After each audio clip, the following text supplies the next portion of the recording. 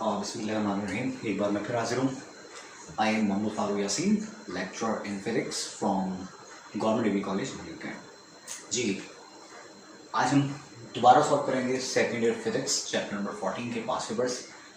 Previous lecture में मैंने 92, 93, 94 और 95 के 4 क्वेश्चन सॉल्व करवा दिए थे। आज हम बात करेंगे 1996 से। देखिए 1996 में जो क्वेश्चन आया हुआ है इस पर लिखा हुआ है alpha particle are accelerate from rest at a potential difference of 1 kilovolt. Then they enter a magnetic field P 0.2 Tesla perpendicular to the direction. Calculate the radius. देखें 92 के अंदर और 94 के अंदर भी E by M ratio numerical आया था, but ये न्यूमेरिकल उन दोनों न्यूमेरिकल के मुकाबले में थोड़ा सा कॉम्प्लिकेटेड और मुश्किल है। इस सवाल में बात कर रहे हैं अल्फा पार्टिकल की। ठीक है, तो आपको जो चार्ज कितना होता है 1.6 × 10⁻⁹ कूलम। ये चार्ज होता है इलेक्ट्रॉन पे या फिर प्रोटॉन पे। इलेक्ट्रॉन प्रोटॉन दोनों पे सेम चार्ज होता है। पर अगर हम बात करते हैं अल्फा पार्टिकल की, तो अल्फा पे जो चार्ज होगा वो क्या होगा, 2 टाइम्स ग्रेटर होगा चार्ज ऑन अल्फा।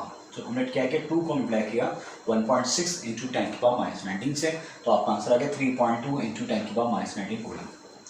वोल्टेज आपको दिया हुआ था, देखिए यहाँ वोल्टेज आपको गिवन था 1 किलो वोल्ट।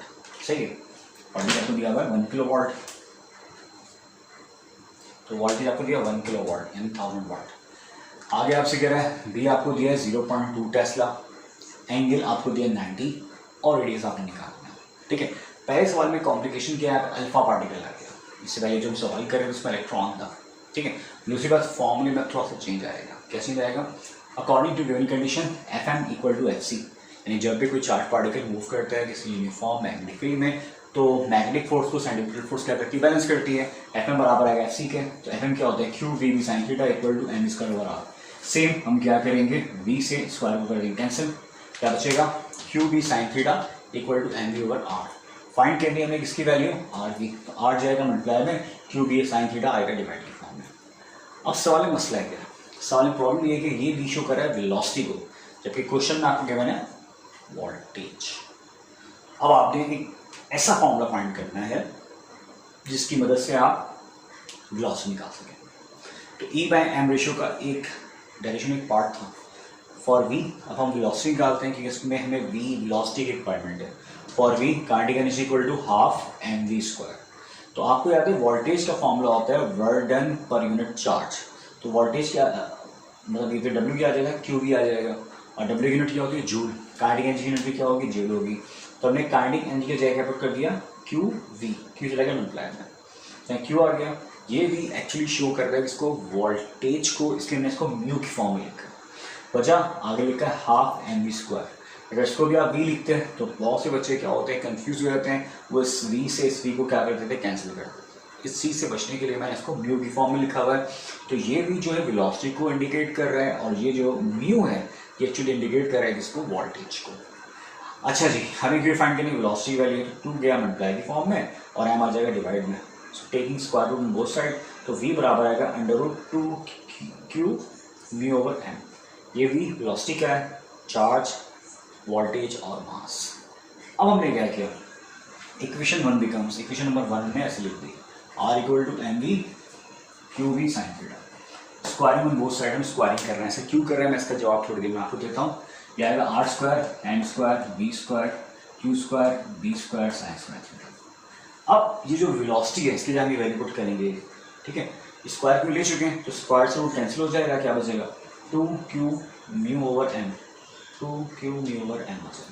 अब क्या होगा, इस m से स्क्वायर को काट दें, ठीक है, क्या बचेगा 2q μm q² b² sin²। अगले स्टेप में आप क्या करें, स्क्वायर से q को भी काट दें, क्या हो जाएगा 2 μm q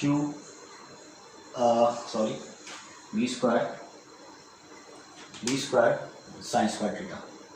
ठीक है जी। अब आप क्या करेंगे, पुट दिस वैल्यू, और ऐसे आ गया 2 ऐसे आ जाएगा, न्यू वोल्टेज आपको 1000, मास। अब यहाँ मास पुट करने के इसका अल्फा पार्टिकल का, अल्फा पार्टिकल का जो मास होगा वो बेसिकली मास ऑफ प्रोटॉन की 4 टाइम्स होगा। ठीक है, जैसे हमने 4 अप्लाई किया है मास ऑफ प्रोटॉन से, Q ऐसे आ जाएगा Q की वैल्यू, और B² आएगा, 0.2 को स्क्वायर निकाल लीजिएगा, sin 90। सिंप्लीफाई कीजिएगा, आंसर आएगा 0.0322 मीटर। जी ना, बात करते हैं 1997 की। 1997 के अंदर एक बार फिर सवाल आ चुका है सोलेनोइड का, ठीक है। क्वेश्चन कह रहा है solenoid 20 centimetre long has 3 layer. एक सोलेनोइड आपके पास, सोलेनोइड, ठीक है, आप पहले पढ़ के आ चुके हैं। एक रेक्टेंगुलर फ्रेम के ऊपर आप इंसुलेटेड कॉर्डेड वायर को वाउंड करते हैं और इसमें जो नंबर ऑफ लेयर्स आपको दिए कितनी दी, 3 दिए। और आपको पता होगा सोलेनोइड बिहेव करता है एज अ बार मैग्नेट, ठीक है, मतलब बार मैग्नेट बिहेव करता है। और जाहिर सी बात है नंबर ऑफ लेयर्स पे 3 है, उसका मतलब मैग्नेटिक फील्ड 3 टाइम्स बढ़ जाएगी। क्वेश्चन में आपसे कह रहा है a solenoid 20 centimetre long has 3 layer of winding of 300 turns each. If a current of 3 ampere passes through it, find the value of magnetic field of induction। Question में आपसे कह रहा है कि एक सोलेनोइड है, उसकी लेंथ आपको दी है 20 सेंटीमीटर, लेंथ की मैंने आपको 20 सेंटीमीटर, नंबर ऑफ टर्न्स आपको दिए 300, करंट पास हो रहा है इसमें से कितना, 3 एम्पियर का, और आपने मैग्नेटिक फील्ड ऑफ इंडक्शन निकालनी है फॉर 3 लेयर्स, ठीक है। तो पहले मैं magnetic field of induction find करूंगा 1 लेयर के लिए। पेपर में हो सकता है सवाल थोड़ा सा मॉडरेट होकर आ जाए, 4 लेयर के लिए आ जाए, 5 लेयर के लिए आ जाए, उसमें आप क्या चेंज करोगे मैं भी आपको आगे समझा दूंगा। देखिए बी का फॉर्मूला था मैग्नेटिक फील्ड का mu not an I, but आपने पढ़ा था जब नंबर ऑफ टर्न्स ज्यादा होते हैं तो उसका फॉर्मूला था number of turns divide by length of a wire. तो स्मॉल यू लेके आ गया, एन अपॉन एल आ गया, mu naught 4 pi into 10⁻⁷, N आपको दिया 300, आई आपको दिया 3, लेंथ आपको दी थी 20, यानी डिवाइड बाय 100 0.2 आ जाएगा। इसको रख के सॉल्व कीजिएगा, बी आपका जाएगा 5.65 इंटू 10⁻³ टेस्ला, ठीक है। जब आप बात करेंगे फॉर 3 लेयर्स तो सिंपल जो भी फील्ड थी बी, ये थी 1 लेयर के लिए। अगर नंबर ऑफ लेयर्स 3 हैं तो ये 3 टाइम्स बढ़ जाएगा, नंबर ऑफ लेयर्स 4 हैं तो ये 4 टाइम्स बढ़ जाएगा। तो बी डैश या B bar equal to 3b, 3 ऐसे आ गया, बी आप पीछे फाइंड कर चुके हो, इसको डायरेक्ट से मल्टीप्लाई कर दें, आंसर आएगा 16.97 into 10⁻³ Tesla.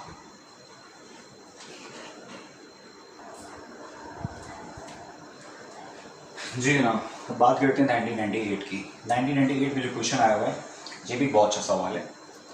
A 500 tons coil in an AC generator having an area of 1000 centimeter square rotate in a magnetic field of value of 50 Tesla. In order to generate 220 volt maximum, how fast is a coil to be rotate? Express your answer in terms of revolution per second. ये सवाल basically belong करता है AC generator से, और इस सवाल में कह रहा है कि जो नंबर ऑफ टन्स हैं कॉइल की वो आपको दिए 500 टन्स, एरिया आपको दिया है 100 सेंटीमीटर स्क्वायर, ठीक है जी।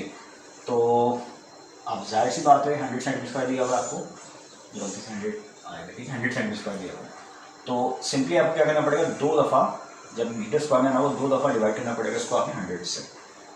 अच्छा, बीटा आपको दिया 50 टेस्ला, इंड्यूस में आपको दिया 220 वोल्ट। आपसे कह रहा है कि आपने फाइंड करना ओमेगा हाउ फास्ट, ठीक है, ओमेगा फाइंड करना है और अपना आंसर निकालना है रेवोल्यूशन पर सेकंड के अंदर। तो आपको याद होगा बड़ा इंपॉर्टेंट फॉर्मूला था, आपने इंड्यूस में तो फॉर्मूला पढ़ा था नवाब, NAWB नवाब, ठीक है। तो ओमेगा फाइंड करना है, NAB चलाएगा डिवाइड के फॉर्म में।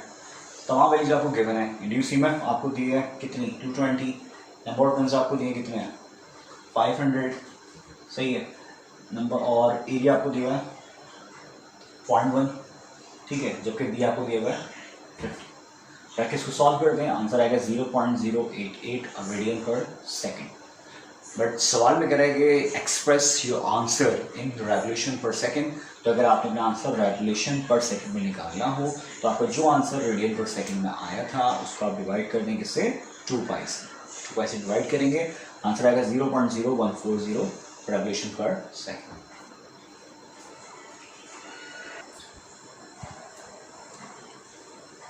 अच्छा जी, अब बात करते हैं 1999 की। इसमें जो क्वेश्चन आया हुआ है वो बेसिकली सवाल है आपके पास ट्रांसफार्मर का। सवाल लिखा है transformer has 1000 turns in a primary coil. एक ट्रांसफार्मर है जिसकी प्राइमरी कॉइल में नंबर ऑफ टर्न्स आपको दिए कितने हैं 1000, ठीक है, 1000 आपको दिए। In a primary coil if the input voltage of transformer is 200 volt, input voltage यानी प्राइमरी के अक्रॉस जो वोल्टेज आपको दिया वो आपको दिया 200 volt. What should be the number of turns of secondary coil, आपने number of turns in secondary coil find करनी है, जबकि जो वोल्टेज है सेकेंडरी के क्रॉस वो आपको दिया हुआ है 0.6 सॉरी ये आपको दिया हुआ 6 वोल्ट, ठीक है 6 वोल्ट दिया। वैसे आपको याद होगा there are 2 types of transformer, step up and step down. और एक चीज़ आपने पढ़ ली, जिस जानिब नंबर ऑफ टर्न्स क्या होते हैं ज़्यादा होते हैं उस जानिब वोल्टेज भी क्या होता है ज़्यादा होता है, जिस जानिब नंबर ऑफ टर्न्स कम होते हैं उस जानिब वोल्टेज भी क्या होता है कम होता है। अब डायग्राम से साफ जा रहा है कि number of turns in primary क्या है ग्रेटर है, जबकि सेकेंडरी हमें फाइंड करना है। बट हमें कैसे पता चला कि प्राइमरी ग्रेटर होगा, ऐसे पता चला कि जो वोल्टेज अक्रॉस प्राइमरी है वो 200 है, जबकि वोल्टेज अक्रॉस सेकेंडरी कितने हैं 6 है। तो इसका मतलब है सेकेंडरी में जो नंबर ऑफ टर्न्स आएंगे वो 1000 से कम आएंगे। तो इनपुट में 1000 नंबर ऑफ टर्न्स, आउटपुट में हमें फाइंड करना है इनपुट वोल्टेज। प्राइमरी वोल्टेज आपको दिए 200, सेकेंडरी दिए 6, तो ये ज़्यादा वोल्टेज कम हो रहा है कम में, यानी सच टाइप ऑफ ट्रांसफार्मर जिसमें हाई वोल्टेज कम की जाने जा रहा हो, ऐसे ट्रांसफार्मर को हम क्या कहते हैं स्टेप डाउन। जिसकी डेफिनेशन थी when number of turns in primary coil must be greater than number of turns in primary coil must be greater than from number of turns secondary coil. ये आप कहते हैं voltage across primary coil is greater than voltage across secondary coil, so this type of transformer is known as step down. ठीक है, खैर simple से question है, ये बहुत आसान सवाल है, इतना मुश्किल सवाल नहीं है। सवाल में number of turns in primary दिए 1000 टर्न, वोल्टेज अक्रॉस प्राइमरी आपको दिया 200 वोल्ट, वोल्टेज अक्रॉस सेकेंडरी आपको दिया 6 वोल्ट, और आपने number of turns in secondary coil निकालना है। तो ट्रांसफार्मर के टॉपिक में आपने फॉर्मूला पढ़ा था NP/NS = VP/VS। हमें क्या करना है, हमें फाइंड करनी वैल्यू किसकी NS की, तो VS जाएगा मल्टीप्लाई की फॉर्म में, VP आएगा डिवाइड की फॉर्म में, NS ऐसे बचा। NP आपको दिया 1000, VS आपको दिया 6, VP आपको दिया 200। इसे रख के आप सॉल्व करें, आपका आंसर आएगा number of turns in secondary coil VP = 30 turns. ठीक है, देखिए इस आंसर से साफ प्रूव हो गया कि सेकेंडरी में नंबर ऑफ टर्न्स कम है, प्राइमरी में ज़्यादा है, तो ये स्टेप डाउन ट्रांसफार्मर है।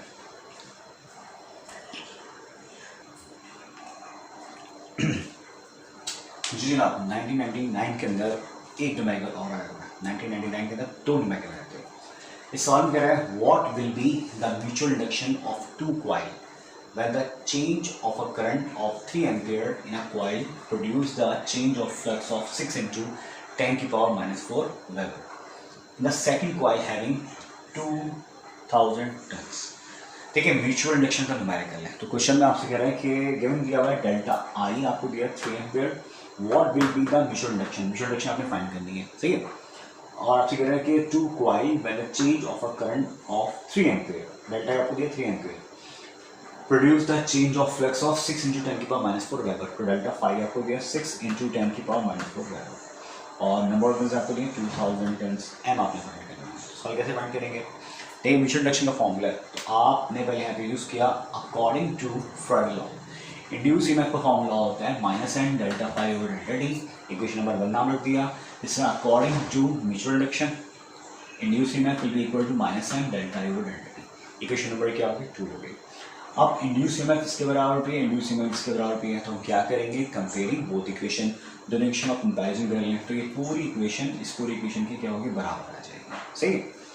डेल्टा डेल्टा डी आप काट दें, माइनस माइनस काट दो, क्या बचेगा m delta I = n delta phi.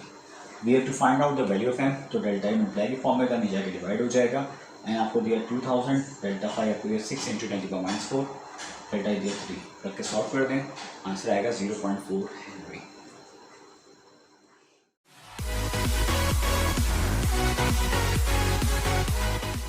अगर आपको हमारी ये वीडियो पसंद आई तो हमारे पेज को लाइक, कमेंट, शेयर और सब्सक्राइब करना मत भूलिए।